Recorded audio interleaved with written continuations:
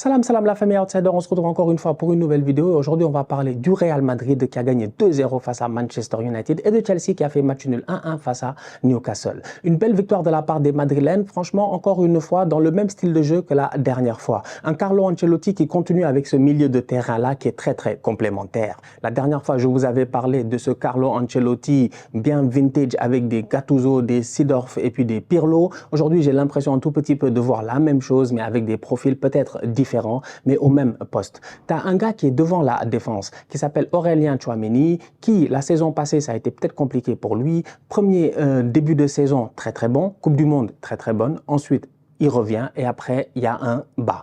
Aujourd'hui, Tchouaméni, pour la première fois qu'il joue face à Casemiro, le boy que lui-même, il est venu remplacer, il a sorti une très belle perf. Solide le Aurélien Tchouaméni, très bon devant cette défense-là. Ce qui est intéressant, c'est qu'il y a tellement d'activité au milieu de terrain, il y a tellement d'intensité au milieu de terrain que tu as l'impression que tu peux mettre n'importe quel joueur devant la défense du Real et normalement, il devrait réussir à s'en sortir. La dernière fois, on a vu Fede Valverde sur le côté droit dans ce milieu en losange-là. Non seulement il peut aider offensivement, mais en plus de ça, il peut aider défensivement. Il est capable de couvrir Carvajal si Carvajal monte ou couvrir Vasquez si Vasquez monte, mais en plus de ça, devant, en tant qu'ailier droit, milieu droit, il a tout ce qu'il faut pour créer la différence. Que dire de l'autre côté? Lauta Camavinga, qui a joué toute une saison en position de latéral gauche, qui a été excellent. Ce Camavinga-là revient au milieu de terrain et c'est un patron. Franchement, c'est un patron. Son toucher de balle est très bon. Sa vision est excellente. Toujours les bonnes passes. Il est capable de combiner. Donc, techniquement, il est très fort. C'est-à-dire, il combine avec les Vinicius à gauche et à droite. Le boy, il est vif et bon. Mais que veux-tu? Franchement, que veux-tu? C'est-à-dire que tu as un milieu de terrain quand même avec une intensité de jeunesse qui est juste extraordinaire. Jude Bellingham vient se rajouter, t'es mort. Pourquoi? Parce que Bellingham face à United, on l'a vu, mais box-to-box, un milieu de terrain box-to-box, un boy qui est normalement censé être derrière les attaquants, mais qui passe son temps à faire des tacles défensifs, des récupérations, Jude Bellingham, des courses de 60 mètres pour revenir se replacer offensivement, un boy qui donne énormément d'énergie. Donc aujourd'hui, tu as un Real Madrid qui franchement, en cette pré-saison-ci, tu regardes, tu te dis, mais attends, s'ils ont un attaquant méchant, un boy qui est capable de claquer que des buts, mais c'est fini. Dans cet effectif-là du Real, bizarrement, j'ai l'impression que si tu avais mis Haaland en pointe, c'était mort. Ils ont besoin d'un boy qui soit là juste pour claquer des buts. Parce que des occasions, ils vont s'en créer. C'est une équipe qui, aujourd'hui, joue vraiment, à mon humble avis, déjà, la solidarité a toujours été quelque chose de fort au Real. Mais aujourd'hui, sincèrement, ils jouent avec une solidarité, mais jeune, extraordinaire. C'est-à-dire que les boys là, moi, le match que j'ai vu face à United, tu me diras que United n'a pas de milieu de terrain. Je te dirais que ouais, la bataille s'est faite là-bas. Parce que Casemiro était sur le terrain, on a vu que ça a été difficile. Bon, peut-être que pour un retour à la compétition en pré-saison et tout, il n'a pas eu il n'a pas été aussi frais qu'il ne l'a été la saison passée, mais Casemiro doit tenir toute la saison parce que c'est le seul numéro 6 qu'ils ont. Fred n'est pas allé en pré-saison, McTominay laisse tomber, après c'est fini en fait. C'est le boy Maino. Et le boy Maino, malheureusement, hier, il s'est blessé. Et automatiquement, on a vu que c'était compliqué. Parce que quand United est venu avec Maino et tout ça face à Arsenal, ils nous ont traumatisés. Ça a été difficile. Le boy Maino a été fatigant. Voilà un boy qui a 18-19 ans et qui est en train de s'installer dans cette équipe-là. Pourquoi? Parce que Ten Hag a un problème au milieu de terrain. Il a recruté Mason Mount. Peut-être en se disant que Mason Mount va jouer le rôle de Christian Eriksen, mais Mount a l'air d'être un peu plus à l'aise, plus haut sur le terrain. Et jusqu'à présent, il n'a pas été décisif. On est en pré-saison, c'est pas grave, mais Mason Mount va devoir rapidement prendre le rythme. Christian Eriksen n'est pas une option viable sur le long terme dans cette position de numéro 8 là, dépendamment des adversaires que tu as. Donc Manchester United, qui retourne en Ligue des Champions, a des efforts à faire. Premier enseignement à prendre de ce match-là, au milieu de terrain, il y a trop de lacunes. Il y a trop de lacunes.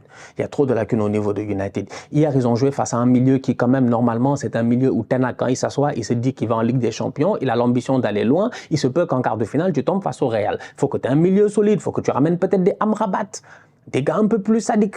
Parce que là, hier, franchement, Camavinga est allé en... Il y a eu un choc entre Camavinga et puis Casemiro, mais Casemiro est tombé comme du n'importe quoi. Camavinga, il est solide sur ses pieds, mais footballistiquement, il est très fort. Valverde, c'est des frappes de loin. Toni Kroos et Modric, c'est juste l'expérience, la qualité en tant que telle. Tchouaméni a des choses à prouver. Jude Bellingham, c'est un excellent joueur de football. Mais Jude, il fait les passements de jambes, les crochets, les trucs, les machins. Jude est juste trop fort. Donc, tu regardes ça et tu te dis, OK, le Real a vraiment un milieu de terrain. Ils ont même des gars sur le banc. C'est pour dire. Donc, au milieu, ce problème-là est réglé. Mais à Manchester United, le milieu de terrain est encore une fois, jusqu'à présent, un chantier parce qu'il manque quelque chose. Il manque quelque chose. Donc, on va voir comment Ten Hag va essayer de pallier à cela. Offensivement parlant, ils ont aussi besoin d'un attaquant. En ce moment, au niveau de Manchester United, je pense qu'un joueur en pointe capable de marquer des buts, un point de fixation leur serait très, très utile. Marcus Rashford a eu l'occasion de faire une excellente saison l'année passée dans cette position-là où de temps en temps, il était en attaque. Il était en attaque, numéro 9. Il s'est géré. Mais aujourd'hui, si tu regardes le dispositif tactique, Bruno Fernandes qui a tendance à aller sur le côté droit, Mason Mount qui rentre à l'intérieur, jusqu'à présent, ils n'ont pas encore trouvé leurs automatismes. Donc, il y a du travail. Il y a du travail à faire encore. Garnacho, il est sur le côté. On sait qu'on peut utiliser sa vivacité. Rashford, il est en pointe. Sancho, durant cette pré-saison, j'ai envie de dire, c'est Sancho sans froid. Ça dépend. Il y a des matchs où tu te dis, ouais, Jadon is back. Il y a des matchs où tu te dis, ah, peut-être que c'est trop tôt de dire qu'il est de retour. Donc, je te dis, OK, Anthony Martial, on attend encore. Donc, offensivement parlant aussi au niveau de Manchester United, je pense que là-bas, il y a aussi un petit chantier d'ici la fin du mercato. Il leur faut un milieu de terrain, un attaquant de qualité. Sinon, en défense, ça va. Avec André Onana, ils ont réglé un problème. Il leur permet non seulement de partir de derrière, on l'a vu hier, mais aussi de longs ballons. Onana est capable de donner de longs ballons, de lancer Garnacho, de lancer Sancho directement dans la profondeur. La défense centrale semble être la même, ça ne va pas changer, ce sera Varane et Martinez. Sur les côtés, tu as Bissaka, tu as Dalot, etc. Tu as pas mal d'options. De l'autre côté aussi, tu as des options avec Luke Shaw et puis, comment il s'appelle le copain, j'ai oublié son nom, le néerlandais. J'ai oublié son nom, l'autre néerlandais. Donc, tu as des options en fait au niveau de United. Donc, il y a un travail qui doit être fait. Pour le moment, moi, c'est ce que je vois durant cette pré-saison. Je me dis, ouais, je ne sous-estime pas Manchester United. Je vous l'ai dit la dernière fois dans une vidéo. Je me méfie grandement de Erik ten Hag et je suis convaincu qu'il arrivera à la première journée avec une équipe compétitive. Pour le moment, je pense que dans ses plans, Maino faisait partie de cela. On va voir l'étendue de sa blessure. J'espère que c'est vraiment pas grave, mais c'est un boy qui est très intéressant. C'est un boy qui peut vraiment, mais vraiment rapporter beaucoup dans cette équipe-là, amener un deuxième souffle. T'en as besoin, hein. T'en as besoin. T'as besoin d'un banc compétitif et d'un 11 top. Si tu veux t'en sortir en première ligue et aller le plus loin en Ligue des Champions. Nacho avait galéré en défense centrale. Cette fois-ci, c'était solide. Rudiger à la bas, mais il n'y a rien à dire. C'est solide, il y a tout ce qu'il faut. Fran Garcia sur le côté, il a été très bon. Offensivement, il se projette bien, il donne de bons ballons et tout. Défensivement, il fait de gros replis aussi. Il s'est donné. C'est bien. Peut-être que Ferland Mendy, je pense que Ferland Mendy aura même des problèmes cette saison dans ce côté droit-là. Le milieu de terrain, j'en ai déjà parlé. L'attaque, c'est là où ça arrive. C'est te demander est-ce que Mbappé va arriver. Parce que José Lu, il met une reprise de volée. D'ailleurs, Onana, pour son premier match, Miskin, il a pris un but de Bellingham exceptionnel, rien à dire, type de Bellingham, mais au-delà de ça, il prend une reprise de volée de José Lu. José Lu marque une reprise de volée, José Lu fait une bonne pré-saison pour le moment, José Lu est intéressant, mais est-ce que c'est l'option viable sur le long terme en position numéro 9? Certainement pas. Il te faut peut-être Kylian Mbappé, va-t-il venir? Si Mbappé arrive, je pense que ça change quelque chose. Parce que dans ce dispositif-là, je trouve que Vinicius et Rodrigo ne sont pas mis au maximum de leur potentiel. C'est un tout petit peu galère pour les deux. Pourquoi? Parce que oui, ils vont claquer des buts, il n'y a pas de problème, ils savent se projeter, ils vont très vite en fait, tu peux les lancer et tout. Mais plusieurs fois, Vinicius dézone comme Benzema. Il dézone comme Benzema. Il redescend très très bas sur le terrain. Vinicius a une passe importante à faire dans les 30-35 mètres, mais est-il capable de la faire? Hier, on a vu plusieurs fois ce scénario-là. Un Vinicius qui doit donner la dernière passe, de temps en temps ça passe, de temps en temps ça ne passe pas. Donc, il n'a pas forcément les qualités d'un milieu de terrain, pas forcément les qualités peut-être d'un Camavinga, Modric ou bien Toni Kroos. Il y a un travail là-bas aussi. Il y a un travail évolutif au courant de la saison. Parce qu'il se pourrait que tu tombes face à certaines oppositions qui te posent des problèmes, où ton Vinicius, s'il descend beaucoup plus bas, il ne trouvera pas forcément les espaces. Donc du coup, quand tu joues en projection, quand tu vas super vite, quand la transition elle est rapide, et hier on l'a vu plusieurs fois, même quand Brahim Diaz il est rentré, quand ça sort le ballon, tac, tac, tac, tac, tac, hop, ça te surprend, c'est le Real, tu es mort. Là, ils sont partis, peut-être tu es dans un 3 contre 3 ou dans un 2 contre 3 et il y a moyen qu'ils te fassent mal. Mais quand après le jeu il est un peu plus dense et que Vini il redescend et que ça essaie de construire, là ça perd peut-être des ballons, là ça devient compliqué. Donc je trouve qu'il y a une limite dans ce système de jeu-là, pas forcément à cause du système, mais à cause des joueurs qui sont utilisés dans la condition dans lesquelles ils sont utilisés. À suivre, là aussi, à suivre. Le Real ne peut pas se permettre de partir toute la saison avec seulement José Lu. je pense que c'est pas suffisant. C'est largement pas suffisant. Tes ailiers, ça reste des ailiers. C'est des boys, ils sont très bons sur le côté. Ils peuvent être très dangereux. Et on le voit plusieurs fois. Vini, il part. Ils essaient de faire des centres en retrait, tout ça. Bellingham va être là. Valverde va être à la retombée en dehors de la surface de réparation pour une frappe de loin. Il y a toujours un surnom qui se crée au niveau, un surnom offensif qui se crée avec le Real. Mais tu n'as peut-être pas le numéro 9 pour claquer définitivement le but au courant de la saison. Donc, j'ai hâte de voir l'évolution là-bas aussi. Mais sinon, mis à part ça, ils te font un bon match, bien tranquille, un bon début de saison, une belle pré-saison de la part du Real Madrid. Tu sens que ça a travaillé avec Carlo Ancelotti. On a vu plusieurs profils différents. On voit un tout petit peu cette ossature-là. On se rend compte que Camavinga n'aura sûrement pas à jouer dans cette position de latéral gauche tant que les deux autres sont en bonne santé. Ce qui le libère encore plus au milieu de terrain. Et pour moi, ça en fait une pièce essentielle. Je suis encore... Autant tu as Mini 100 millions, Bellingham 100 millions, mais Camavinga qui sont allés chercher il y a 2 ans, ça fallait le faire. Ça, il fallait le faire. Je pense que le boy, il y avait le PSG qui était dessus et tout ça, mais ils ne se sont pas trompés parce que c'est un excellent joueur. Et c'est la progression qui est devant. Un milieu de terrain devient de plus en plus fort à 30 ans. En fait, les Modric et les Kroos, là, jusqu'à présent, ils performent parce qu'ils sont encore très forts. Parce qu'un milieu de terrain, c'est ton prime, des fois, c'est entre 28, 29, 30, 31 ans. Des fois, c'est ça le prime. Récemment, on a eu des Pedri, des boys qui arrivent très, très jeunes, en fait, tu vois.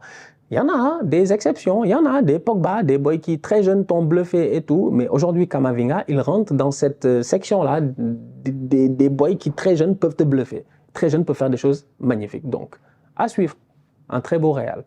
Chelsea, de son côté, a fait match nul 1-1 face à Newcastle. Rapidement, on va passer à travers cette équipe de Chelsea-là qui, pour le moment, se prépare bien en pré-saison. De beaux résultats, une belle dynamique offensive. Nicolas Jackson, dangereux, il claque des buts. Je pense que ce boy-là va leur apporter énormément cette saison. Au-delà de ça, tu as Christopher Nkunku. Soit il est en pointe, soit il est derrière l'attaquant, mais dans tous les cas de figure, il est dangereux. Il peut lancer son attaquant, il peut lui-même se lancer en profondeur. Que dire, je dis bien, de Modric sur le côté, qui lui aussi est en train de s'installer petit à petit. Belle pré-saison de sa part. L'année passée, peut-être que le prix de 100 millions était trop lourd sur sa tête. Ça l'a peut-être fatigué. Mais là, en ce moment, je sens qu'il joue un peu plus libéré. Donc, c'est une équipe de Chelsea qui est très, très jeune, en fait. Il y a beaucoup de joueurs qui sont partis, mais Pochettino l'a dit, il y a trop de joueurs. Jusqu'à présent, ils ont près de 29 joueurs qui sont partis aux États-Unis. Pochettino a dit qu'il n'a besoin que de 23 joueurs. Donc, du coup, il y en a 6 qui doivent partir. Quels sont ces 6 qui vont partir? On va voir d'ici le 31 août. Mais en ce moment, en pré-saison, il y a des jeunes qui jouent. Il y a le petit Santos au milieu de terrain qui est bon. Comment il s'appelle? Il y a le Madsen qui était à Burnley avec Vincent Kompany. Attention, il a énormément appris sûrement avec Vincent Kompany, qui va sûrement nous faire mal cette saison avec Burnley. Vincent Kompany, disciple de Guardiola, donc un style de jeu qui est, voilà, qui est très clair. Ce Madsen-là a été très bon en pré-saison. Hier aussi, il a fait son match. Franchement, pas mal. Reece James, il est de retour, ça fait plaisir. La saison passée a été compliquée avec les blessures. Une défense centrale très très jeune, tu sens qu'il va miser sur la jeunesse. Franchement, c'est une équipe jeune en fait. Il y a juste une grosse colonne vertébrale qui sera sûrement Christopher Nkunku, Enzo Fernandez. En défense, on va voir qui va être le leader défensif là-bas. Comme je dis, il y a énormément de jeunes. Kepa est dans les buts. Reece James est intouchable. Cucurella doit se gérer. C'est un tocard. C'est un tocard. 65 millions, tu comprends pas. Cucurella, lui, par contre, c'est un tocard permanent là en ce moment. Il doit se gérer. Hier, il s'est fait prendre comme du n'importe quoi par Miguel Almiron, qui était de retour à Atlanta, dans le stade où il a réussi, dans le stade où il a percé avant d'aller à Newcastle. Ce Miguel Almiron-là a vraiment, je sais pas, appel contre appel. J'ai pas compris pourquoi il est parti courir là. Il est parti. Il est parti. Il s'est avancé. Et c'est fini, il était à contre-pied, il s'est fait prendre et il s'est fait bouffer. Reece James, tu sens qu'il doit reprendre le rythme aussi parce que Isaac l'a fatigué hier, décroché à gauche et à droite. Une belle équipe de Newcastle d'un autre côté parce que là où tu as Chelsea qui se bat pour revenir en pour revenir en Champions League, pour essayer de réintégrer le top 4, une équipe très jeune qui a vendu énormément cet été, un Pochettino qui recommence sur un nouveau projet, tu as un Newcastle qui a des bases solides. Hier, ça s'est vu encore une fois, un Newcastle qui va tout faire pour essayer de performer en Ligue des Champions. Mon seul problème, c'est Tonali. J'ai l'impression qu'il joue un peu trop haut sur le terrain, mais on va voir l'évolution. Pour le moment, c'est pas le Tonali extraordinaire que j'attendais, mais il y a un travail qui va être fait au courant des prochaines semaines par Eddie Howe, j'en suis convaincu. Mais attention à Newcastle, parce qu'ils ont encore une fois de très bons joueurs. Le boy Gordon, il est de retour. il est très jeune, il vient de gagner l'Euro avec l'Angleterre, l'Euro des moins de 21 ans, si je ne me trompe pas, des espoirs. Il a été excellent. C'est un petit qui aura à cœur de s'imposer dans cette équipe-là. Donc, tu as Gordon, tu as Isaac, tu as vraiment des jeunes. Tu as Barnes que tu es allé chercher à Leicester. Pour moi, c'est une équipe qui va être explosive. Ils vont jouer comme d'habitude, ils vont bien défendre et ils vont sortir sur toi. C'est aussi simple que cela. Dan Burn, hier, il fait son match, il est là. Ça veut dire que c'est Newcastle, quoi. C'est Newcastle, un excellent Nick Pope en deuxième mi-temps dans les buts. Donc, ouais, franchement, j'ai hâte de voir ce que ça va donner cette saison. Chelsea-Newcastle, match nul 1-1. Comme je dis, les Blues se préparent bien. Malgré le nombre de joueurs importants dans l'effectif, il va falloir décrasser. Et Newcastle se prépare pour la Ligue des Champions. La famille, on se capte très bientôt pour une nouvelle vidéo. D'ici là, on continue à liker, on continue à partager, on s'abonne, on s'abonne, on s'abonne. On est ensemble, on reste en santé, c'est le plus important. Southsider.